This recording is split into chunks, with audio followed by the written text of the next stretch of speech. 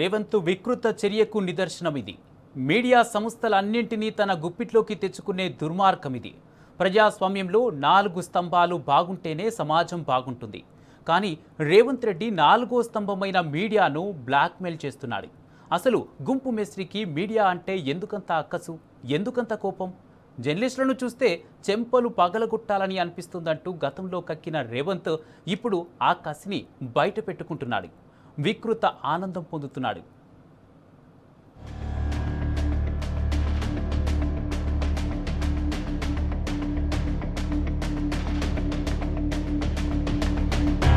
Social మీడియాపై గుంపు మేస్త్రికి ఎందుకంత అక్కసు? ఉన్నది ఉన్నట్టు నిలదీస్తే ఇదేమిటని ప్రశ్నిస్తే దాడులా? జర్నలిస్టులేమైనా టెర్రరిస్టులు అనుకుంటున్నావా మిస్టర్ సీఎం? హోంశాఖను అడ్డుపెట్టుకుని పోలీసులను ప్రైవేటు సైన్యంలా వాడుకుంటావా? కాంగ్రెస్ కండువా కప్పుకున్న కార్యకర్తల పోలీసుల తీరేంటి అసలు? అడుగడుగునా అడ్డుకోవటమేంటి? ప్రశ్నిస్తే సంకెళ్లు వేయటమేంటి? సోషల్ మీడియా వారియర్స్ గొంతు నొక్కే ప్రయత్నం ఎంతవరకు సమంజసం? ఎన్నికలకు ముందు ఇదే సోషల్ మీడియాతో అధికారంలోకి వచ్చావు కదా, ఆ విషయం మరిచి ఇంతలా విషం చిమ్మటం వెనుకున్న ఉక్రోషమేంటి? మీడియాను గుప్పిట్లోకి తెచ్చుకునే దుర్మార్గం కాదా ఇది? గుంపు మేస్త్రికి మీడియా అంటే ఎందుకంత అక్కసు, ఎందుకంత కోపం?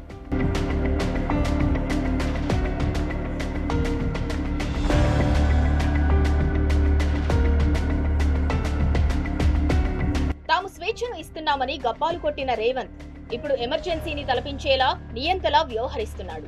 జర్నలిస్టులేమైనా తీవ్రవాదులా, సంఘ విద్రోహ శక్తులా, లేక బ్యాంకులను లూటీ చేసిన ఆర్థిక ఉగ్రవాదులా? కాంగ్రెస్ మార్కు నిరంకుశత్వానికి నిదర్శనం కాదా? పోలీసు వ్యవస్థ ఏం చేస్తోంది? చట్టం జో బజ్జో అంటూ నిద్రపుచ్చుతున్నారా? జర్నలిస్టులు వార్త రాస్తే బెదిరిస్తారా? అక్రమ కేసులతో వేధింపులకు గురి చేస్తారా? అదే కాంగ్రెస్ నేతలు బెదిరింపులకు పాల్పడితే కేసులుండవా? రేవంత్ రెడ్డిలోని అరాచకవాదికి అసలు సంగతేంటో అర్థమవుతోందా? అసలు ప్రశ్నించిన పాపానికి అక్రమ కేసులు బనాయించడం నియంతృత్వం అనక మరేమంటారు? నిజమైన నేరగాళ్లని వదిలేసి కేవలం రాజకీయ కక్ష సాధింపు కోసం ప్రతిపక్షం మీద, ప్రశ్నించే గొంతుల మీద పోలీసులను ఉసిగొల్పటం నియంత పాలన కాకపోతే మరేమవుతోంది మిస్టర్ సీఎం?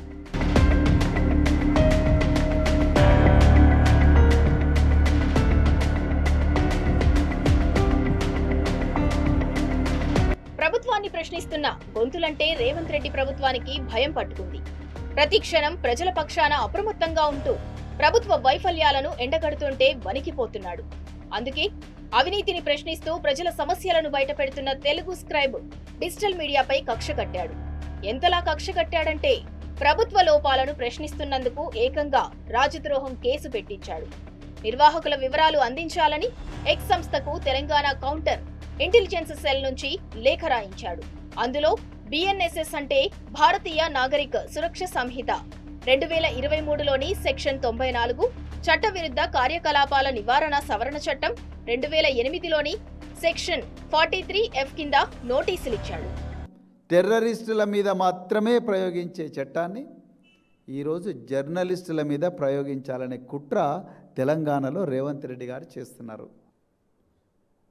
నిజానికి తెలుగు స్క్రైబ్ అనే న్యూస్లెట్ కన్నా ముందరే ఈ రేవంత్ రెడ్డి గారు ముఖ్యమంత్రి, హోంమంత్రిత్వ శాఖ తన దగ్గరే పెట్టుకొని, మరోవైపు పొంగులేటి శ్రీనివాసరెడ్డి సమాచార పౌర సంబంధాల శాఖ తన దగ్గరే పెట్టుకొని, వీళ్ళు దాదాపుగా జర్నలిస్టుల మీద, సోషల్ మీడియా యాక్టివిస్టుల మీద 250 క్రిమినల్ కేసులు పెట్టిండ్రు. ఒకటి కాదు, రెండు కాదు, 250 క్రిమినల్ కేసులు. ఒక కొనతం దిలీప్ మీదనే, social media activist Konatham Dilip మీదనే దాదాపు 30 కేసులు ఉన్నాయి. అదేవిధంగా ఈ తెలుగు స్క్రైబ్ మీద 70 కేసులు పెట్టిండ్రు. సిఐసెల్ నుంచి నిజాలు ప్రజలకు చేరవేస్తున్న ఒక మీడియా సంస్థ మీద టెర్రరిస్ట్ యాక్ట్ పెట్టే కుట్ర ఎట్లా చేస్తారో ఇవాళ రేవంత్ రెడ్డి గారు మీరే చెప్పాలి.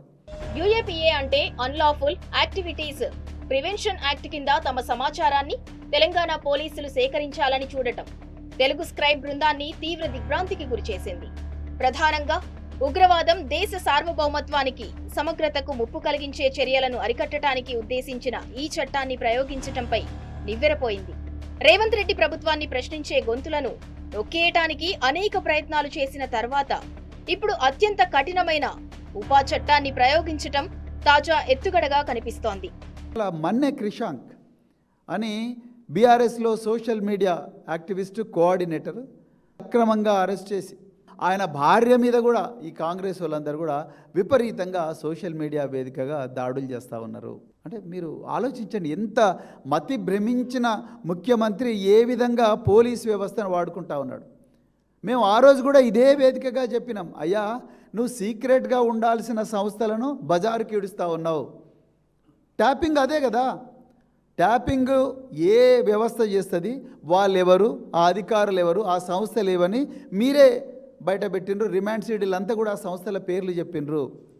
ఇవాళ మళ్ళీ ఈ తెలుగు స్క్రైబ్ అనే ఒక న్యూస్ ఛానల్ను బంద్ చేయడం కోసం కౌంటర్ ఇంటెలిజెన్స్ సెల్ అనే ఒక సంస్థను, మీరు సీక్రెట్గా ఉండాల్సిన సంస్థను, టెర్రరిస్టు కార్యకలాపాలను మానిటర్ చేయాల్సిన ఈ సంస్థను బజారుకి ఈడుస్తూ ఉన్నారు. రేవంత్ రెడ్డి గారు, మీకు హోంమంత్రిగా ఉండే అర్హత లేదు. మీరు పదవీ స్వీకార ప్రమాణం తీసుకున్నప్పుడు office of secrecy, official secrets act, ప్రభుత్వంలో కొన్ని రహస్యంగా గోప్యంగా పెట్టాల్సిన కీలకమైన విషయాలు, దేశ భద్రత కోసం పెట్టాల్సిన విషయాలు ఉంటాయి, వాటిని అన్నింటిని కూడా సీక్రెట్గానే పెట్టాలి. కానీ మీరేం చేస్తున్నారండి?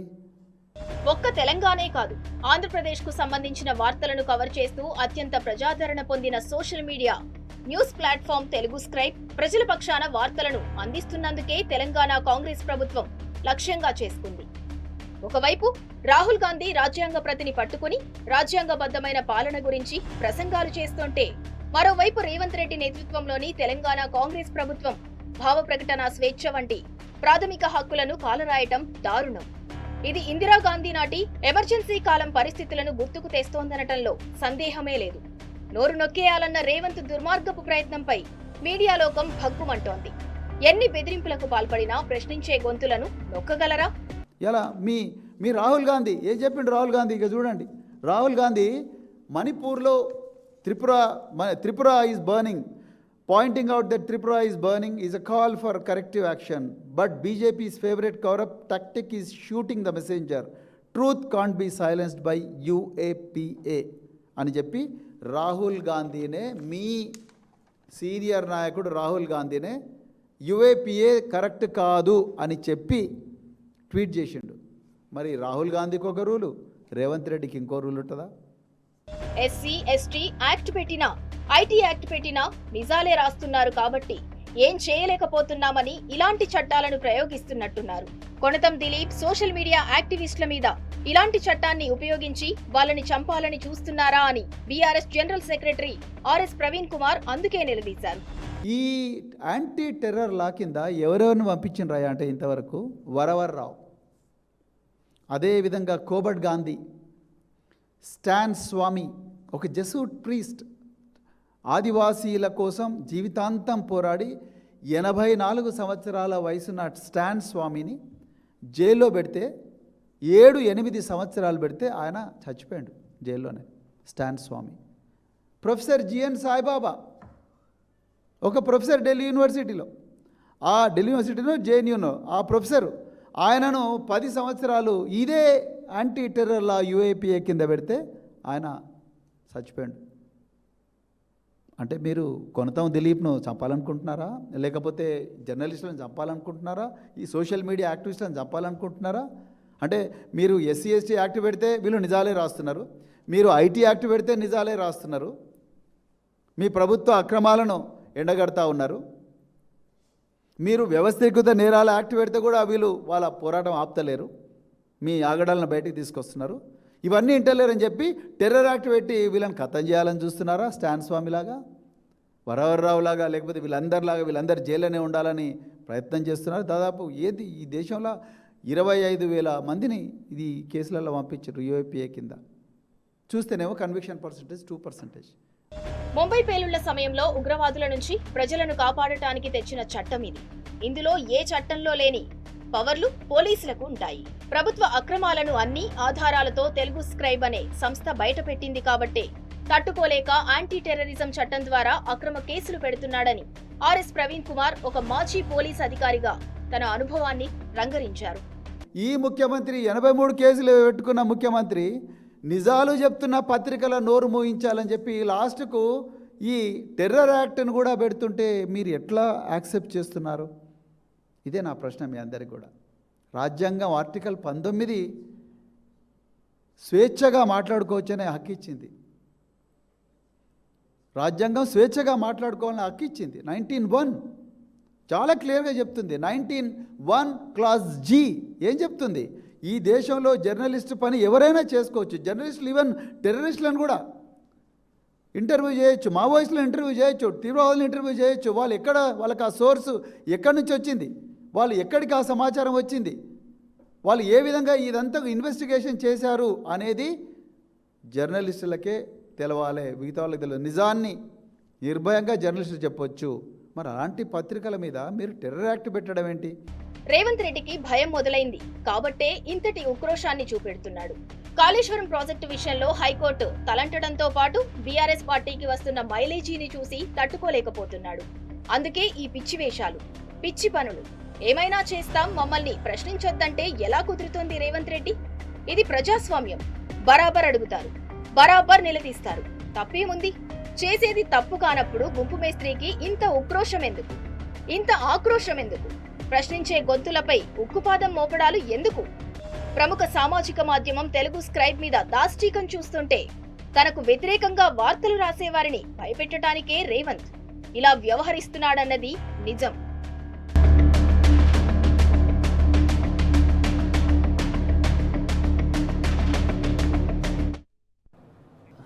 దేశ ప్రజలను పీడించడమే తన పీఠానికి పునాదిగా చేసుకొని పాలించిన ఇందిరాగాంధీని ఆదర్శంగా తీసుకుంటున్నాడు రేవంత్. అసెంబ్లీ ఎన్నికలకు ముందు అధికారంలోకి వస్తే తెలంగాణలో ఇందిరమ్మ రాజ్యం తీసుకొస్తామని వాగ్దానం చేసినట్టు దాన్ని నిక్కచ్చిగానే అమలు చేస్తున్నాడు. ఎన్నికల్లో ఇచ్చిన 6 గ్యారంటీలు, 420 హామీలను అమలు చేయలేకపోయినా ఇందిరమ్మ రాజ్యాన్ని తీసుకొస్తామన్న వాగ్దానాన్ని మాత్రం నెరవేరుస్తున్నాడు. కాంగ్రెస్ పాలకులు తీసుకొస్తామన్నది గరీబీ హఠావో ఇందిరమ్మ రాజ్యమని ప్రజలు అనుకున్నారు. కానీ వాస్తవానికి తీసుకొచ్చింది ఎమర్జెన్సీ కాలం నాటి జైల్ బరో ఇందిరమ్మ రాజ్యం. అన్ని వర్గాల గొంతు నొక్కేస్తున్న రేవంత్ సర్కార్ నియంతృత్వ పోకడలతో అన్ని వర్గాలపై కక్ష సాధింపు. అన్నదాతలు, జర్నలిస్టులపైన లాఠీలు. రాష్ట్రంలో నడుస్తోంది ప్రజాపాలన కాదు, రాక్షస పాలన. పోరాటాలపై నిర్బంధకాండలు, అడిగితే దాడులు. నాడు దేశంలో జరిగినట్టే రేవంత్ పాలనలోని నయా ఇందిరమ్మ రాజ్యంలో ఆక్రందనలు మిన్నంటుతున్నాయి. విధ్వంసం తారాస్థాయికి చేరుకుంటోంది. కుట్రలు, కుతంత్రాలు, దాడులు, నియంతృత్వం, నిర్బంధాలను పంచసూత్రాలుగా చేసుకుని పాలిస్తున్న రేవంత్ రెడ్డి నాటి ఇందిరమ్మ ఎమర్జెన్సీని ఎప్పుడో మించిపోయాడు. సైకోవేస్త్రీ పాలనలో సామాన్య ప్రజల నుంచి ప్రతిపక్ష నేతలు, విపక్ష పార్టీల కార్యాలయాలు కూడా దాడులకు వేదికలుగా మారుతున్నాయి. అదేమిటని నిలదీస్తే ప్రశ్నించిన వారిపైనే తిరిగి దాడులు చేయిస్తున్నాడు. వాస్తవానికి కాంగ్రెస్ పార్టీది మొదటి నుంచి దాడుల సంస్కృతి. ఇందిరాగాంధీ ఎమర్జెన్సీ విధించి రాజ్యాంగాన్ని ఖూనీ చేశారు. లక్షల మంది ప్రతిపక్ష నేతలు, హక్కుల కార్యకర్తలు, జర్నలిస్టులను జైల్లో నిర్బంధించారు. ఇందిరాగాంధీ హత్య తర్వాత ఆమె కుమారుడు రాజీవ్ గాంధీ ఏకంగా ఒక జాతినే నిర్మూలించాలని చూశాడు. 2800 మంది అమాయక సిక్కులను ఊచకోత కోయించారు. అయినా కొంచెం కూడా పశ్చాత్తాపం లేకుండా నిస్సిగ్గుగా సమర్థించుకున్నాడు. వారిని ఆదర్శంగా తీసుకుని వారిని మించి నియంతృత్వ పాలన సాగిస్తున్న రేవంత్ రెడ్డి సర్కార్ నుంచి ఇంతకంటే ఇంకేం ఆశించగలం?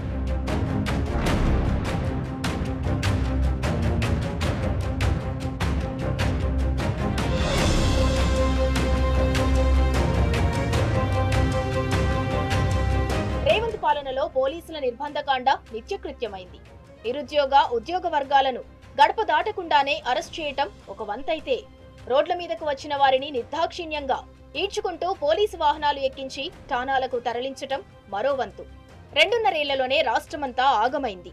రోడ్డెక్కని వర్గం లేదు, నిరసన తెలియజేయని సమూహం లేదు, ప్రభుత్వ వైఖరిని ఎండగట్టని మేధావి వర్గం లేదు. అయితే వీరందరికీ ఒకే ఒక్క సమాధానం: పోలీసులతో అన్ని వర్గాల అణచివేత, ప్రశ్నించే గొంతుకలపై పోలీసుల ఉక్కుపాదం, ఎక్కడికక్కడ అరెస్టులతో దమనకాండ. రాష్ట్రంలో నడుస్తోంది ప్రజాపాలన, రాక్షస రాజ్యమా?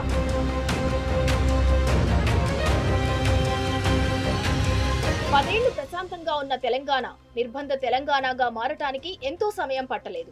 ప్రజాపాలన రాక్షస రాజ్యంగా మారటానికి కూడా అంతే.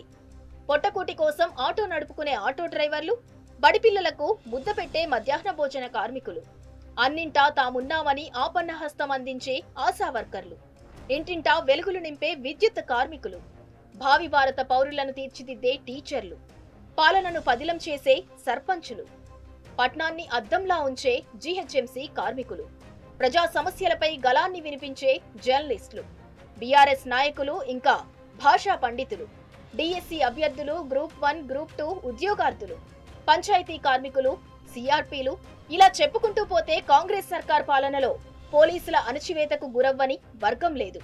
పోలీసుల కాఠిన్యం రుచి చూడని వ్యక్తి లేడు.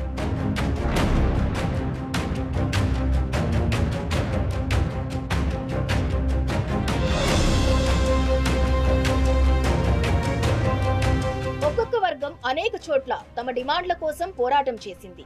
అయినా ఏ ఒక్కటి పరిష్కారం కాలేదు.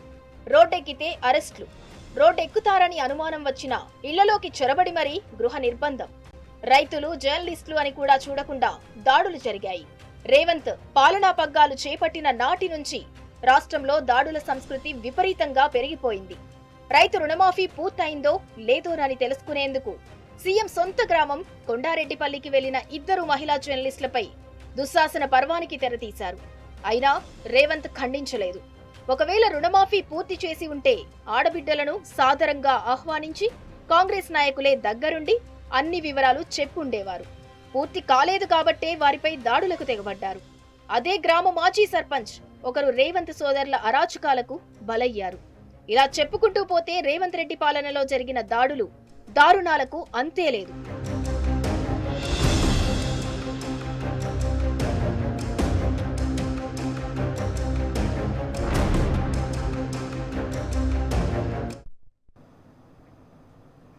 ప్రజాపాలన అంటే అరెస్టులు, అక్రమ కేసులు, నిర్బంధాలేనా? ముఖ్యమంత్రి హోదాలో పచ్చి అబద్ధాలు, ఉత్తర ప్రగల్భాలేనా? రాక్షస పాలన సాగిస్తూ యథేచ్ఛగా రాజ్యాంగ హక్కుల హననానికి పాల్పడుతున్నాడు. అనుముల రాజ్యాంగాన్ని అమలు చేస్తూ బాబాసాహెబ్ స్ఫూర్తిని తుంగలో తొక్కుతున్నాడు. నిజం చెప్పాలంటే శాంతి భద్రతలకు సీఎంతోనే విఘాతం ఏర్పడుతుంది. ప్రశ్నించే గొంతుకలను అణిచివేస్తూ జర్నలిస్టులపై దాడులు చేస్తూ ఎడతెగని ఆకృత్యాలు చేస్తున్నాడు. నాడు కేసీఆర్ సగబెడితే నేడు రేవంత్ అన్నింటినీ ఎగబెడుతున్నాడు.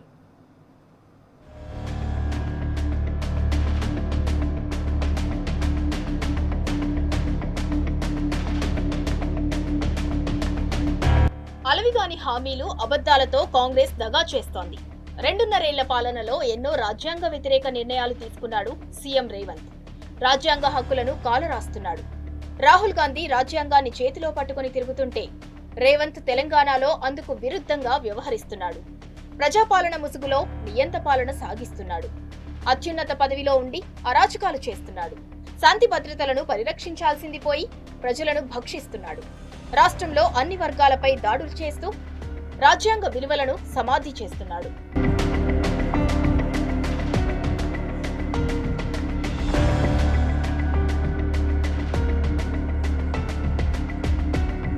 జర్నలిస్టులను టెర్రరిస్టుల్లా అరెస్టులు, అక్రమ కేసులు బనాయించడం దుర్మార్గం. ఇది రాజ్యాంగ విలువల హననమే. వ్యక్తిత్వ హననం చేయటం, రైతులను జైల్లో పెట్టడం, హైడ్రా, మూసీ పేరిట పేదల ఇళ్లను బుల్డోజర్లతో కూల్చటం, ప్రశ్నించిన జర్నలిస్టులపై అక్రమ కేసులు బనాయించడం రేవంత్ రాక్షస పాలనకు నిదర్శనం. నాడు ఓట్ల కోసం అరచేతిలో వైకుంఠం చూపిన రేవంత్ ఓటేసిన ప్రజలకు నరకం చూపుతున్నాడు. రైతు, యువజన, ఎస్సీ, ఎస్టీ, బీసీ డిక్లరేషన్ల పేరిట నమ్మబలికి తీరని ద్రోహం చేస్తున్నాడు. ప్రశ్నించే గొంతులను అణచివేస్తూ అక్రమ కేసులతో వేధిస్తున్నాడు. నిరుద్యోగులకు ఏటా జాబ్ క్యాలెండర్ ఇచ్చి 2 లక్షల ఉద్యోగాలిస్తామని నమ్మించి నట్టేట ముంచుతున్నాడు. నియంతృత్వ విధానాలతో ప్రజాస్వామిక విలువలను కాలరాస్తున్నాడు.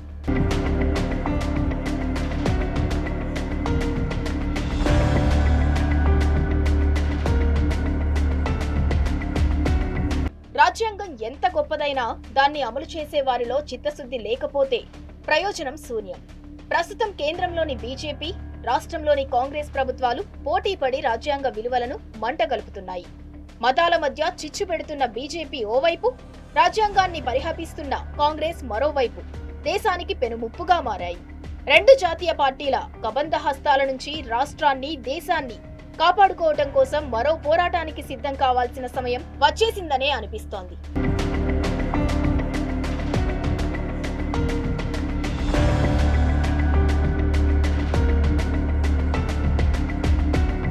రేవంత్, ఇదేనా నువ్వు చేసిన సో కాల్డ్ ప్రజాపాలన? తెలుగు స్క్రైబ్ అనే సోషల్ మీడియా హ్యాండిల్ కు ఇంటెలిజెన్స్ డిపార్ట్మెంట్ నుంచి నోటీసులు పంపించడం దారుణం కాదా? తెలంగాణలో ఉన్న ఐపీఎస్ ఆఫీసర్ల ప్రాణాలను పణంగా పెట్టడం లేదా? 99.9% పోలీసులకు సిఐసెల్ అంటే తెలియదు. కానీ అలాంటి సిఐసెల్ తోని ట్విట్టర్లో తెలుగు స్క్రైబ్ కు నోటీసులు పంపించడం ఎంత దుర్మార్గం!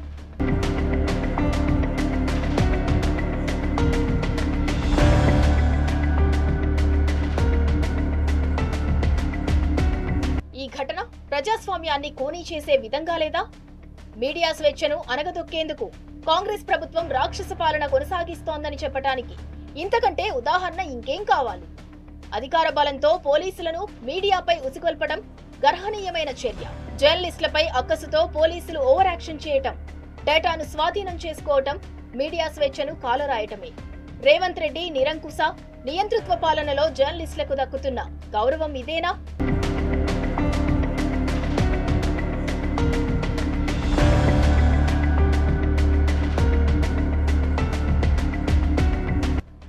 నెలల కాంగ్రెస్ పాలనలో ప్రశ్నిస్తే కేసులు, నిలదీస్తే బెదిరింపులు, పోస్టులు పెడితే భౌతిక దాడులు. ఇదేనా రేవంత్ చెప్పిన సో కాల్డ్ ప్రజాపాలన? ఇందిరమ్మ రాజ్యమని కాంగ్రెస్ ఎమర్జెన్సీ పాలనను గుర్తుకు తెస్తున్నాడు.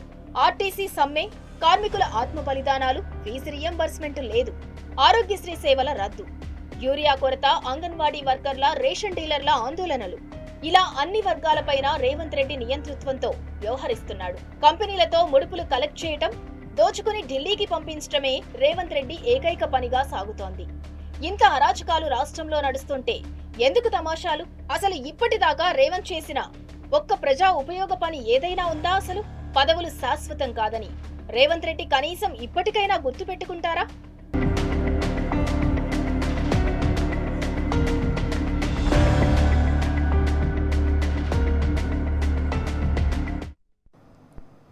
చివరగా ఒక్క మాట, అధికారం ఎవ్వరికీ శాశ్వతం కాదు. అధికారంలో ఉన్నప్పుడు చేసిన పనులే శాశ్వతంగా నిలిచిపోతాయి. అలాంటి ఒక్క పని అయినా ఇప్పటి వరకు చేశారో లేదో వెనక్కి తిరిగి రేవంత్ ఆత్మ పరిశీలన చేసుకోవాలి. తెలంగాణ నేల ఎప్పుడూ పీడనను సహించదు. నిజాం రాజుల నుంచి సమైక్య పాలకుల వరకు తరిమి కొట్టిన చరిత్ర తెలంగాణది. రేవంత్ పాలనలో విసిగి వేసారిపోయిన పీడిత ప్రజలతో ఇప్పటికే రోడ్లన్నీ కిక్కిరిసిపోయాయి. నిరసనలు, ఆందోళనలు చేసి పాలకులను గద్దెదించే సంస్కృతిని ఇప్పటి వరకు విదేశాల్లోనే చూసాం. రేవంత్ సర్కారు దాడుల పుణ్యమా అని త్వరలోనే ఆ సంస్కృతి తెలంగాణలో కూడా చూస్తామేమో అనిపిస్తోంది. ఇది ఇవాల్టి ట్రెండింగ్ నౌ. నమస్తే.